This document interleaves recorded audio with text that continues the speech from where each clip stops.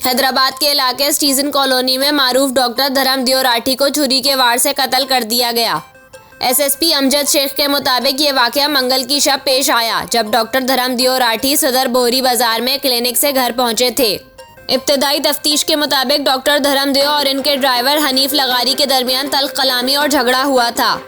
SSP के मुताबिक मुल्जिम doctor को कत्ल करने के बाद लाश घर लाया और इसे फेंककर फरार हो गया। अमजद शेख का कहना है कि शवाहिद से पता चलता है कि ड्राइवर ने ही डॉक्टर को मुबैना तौर पर कत्ल किया और कार समेत फरार हो गया, जिसकी तलाश जारी है।